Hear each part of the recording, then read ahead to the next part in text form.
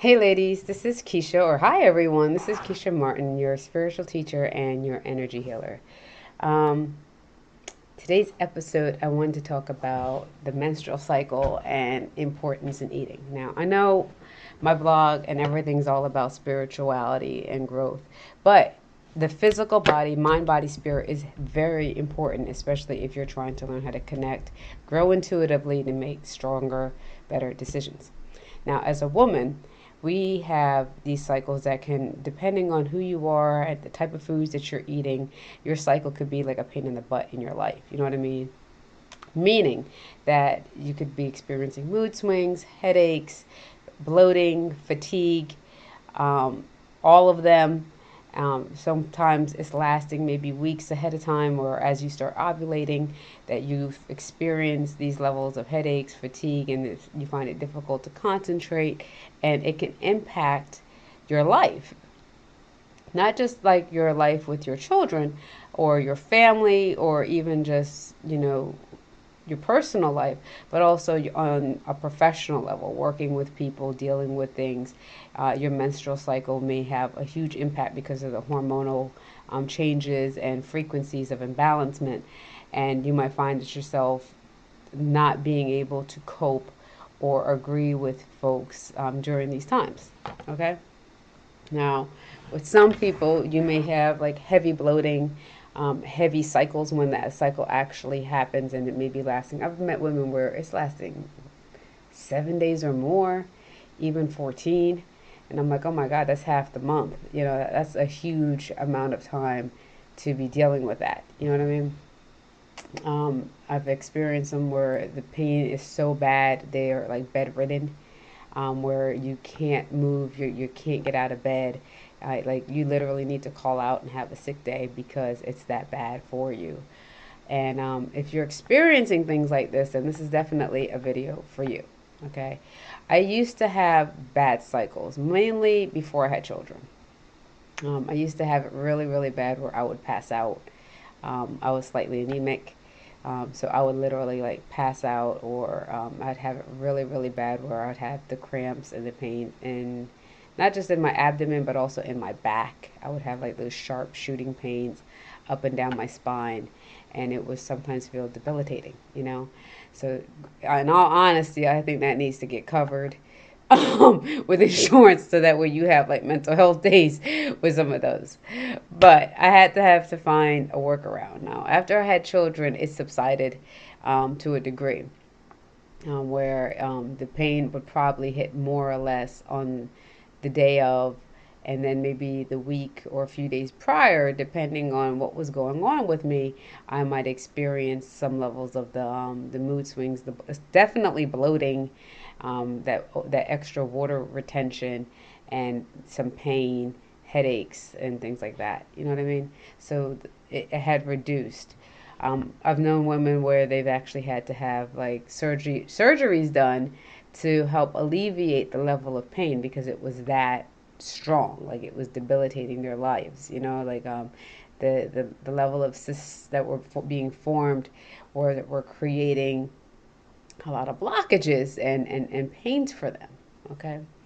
Now, as a spiritual teacher, energy healer, we can go in further depths, and I'll probably put that more on the membership site. But for time's sake here, I want you guys to understand there are things that you can do. And one of the biggest things is your diet. Okay, diet has a lot to do with your everything. How you're eating, the type of foods that you're eating, has a lot to do with how long and how hard or how bad the symptoms are for your menstrual cycle.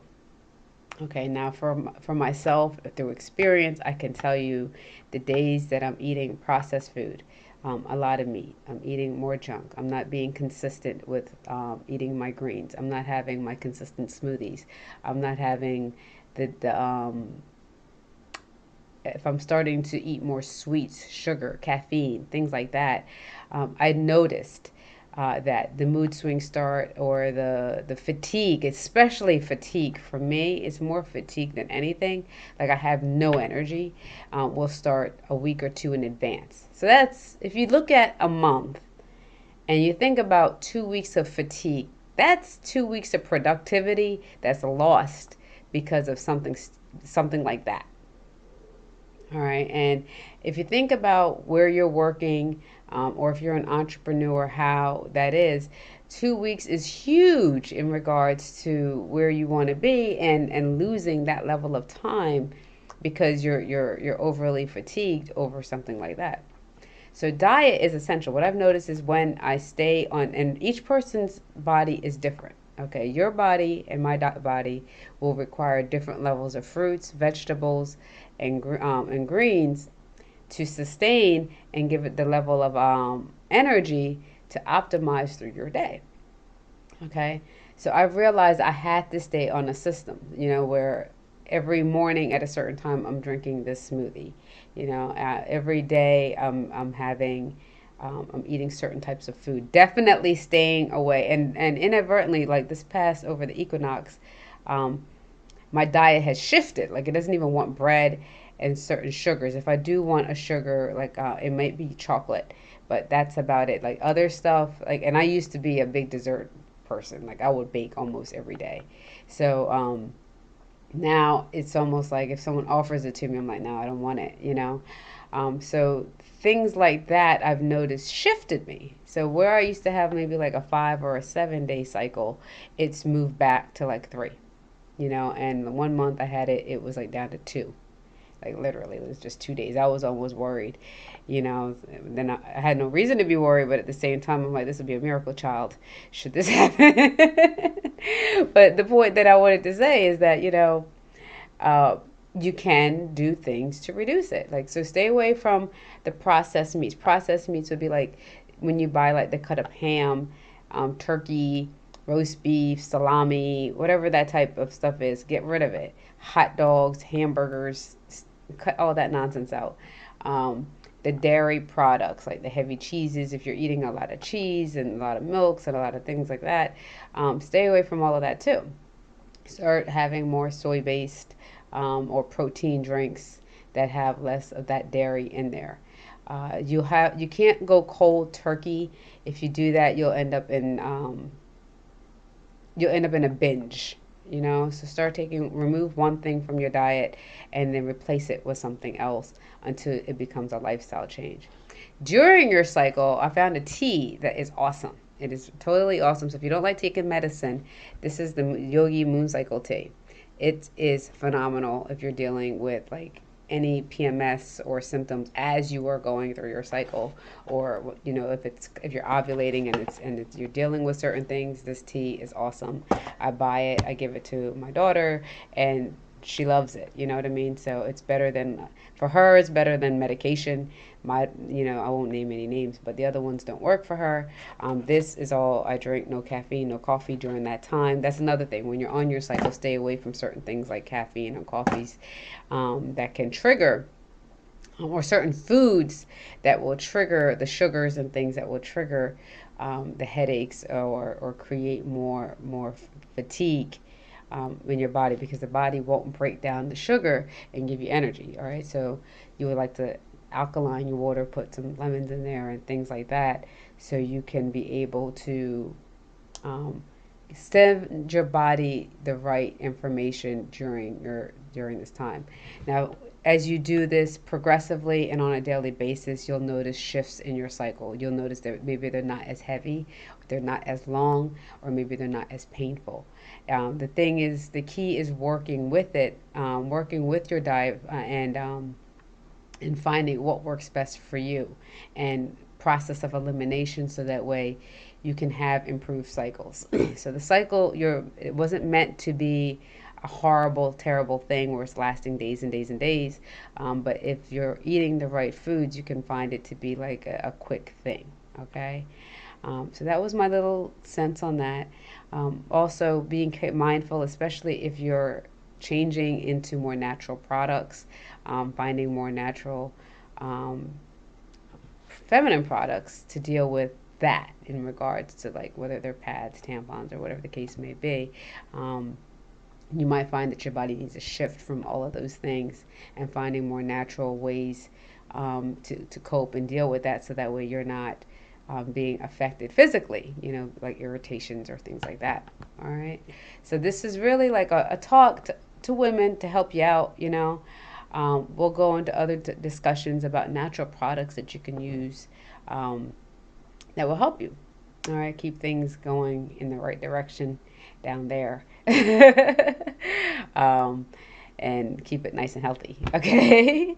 So it's very important because the sexual energy is huge, especially when you're growing spiritually. And I'm going to definitely be getting into that because sexuality, our women parts, all of that stuff is enticing, and it's been put down in a negative way for a long time. So I'm excited about sharing some of that and teaching you ways to cultivate that sexual energy, you know. So those are some fun episodes what I have with you, you know. That's um, highly sexual beings. So you know what? We're gonna embrace this energy and show you ways to cultivate that. So for your cycle, in the meantime, eat right. Okay, get this tea. It's definitely worth it. And start making the progressive changes. Keep a journal so that way you can track what things are actually not good for you. So that way you know not to eat certain foods. Pay attention to your body triggers. Are you getting a headache? Are you feeling bloated and icky after? Are you losing like your energy? Are you starting to have a headache? Pay attention to your body as you're changing your nutrition, and then watch your cycle at the end of the month. Stay consistent with it too. Consistency is key. So you can't just do it one day or one week and think that's it. You have to do it for the whole entire month and then start to see if there's even a minute change. Did it go down one day or did you have less cramps? And know that it's not in your head. Okay, and then do it again the following months. So as you compile several months together, by the end of the year, you'll see that your cycle is a lot different than what it was before. All right, so that's my 411 on your menstrual cycle. This is Keshia Martin. I'm trying to reach as many people as possible. So I'm trying to get to 1,000 subscribers. I think I need to put a deadline on this because guess what? The date, y'all aren't. We got to support a sister and share. So share this for women, especially if you have a girlfriend that's always complaining that, you know, blah, blah, blah, blah, blah about her cycle, or you know her cycle coming. So she need to watch something like this. Send it to her, girl, please, because they need the help. All right. It's the only way we're going to get this world better one by one. All right. Keshia Martin, your spiritual teacher, energy healer. Subscribe to the channel, subscribe to my newsletter, and I will see you again the next time.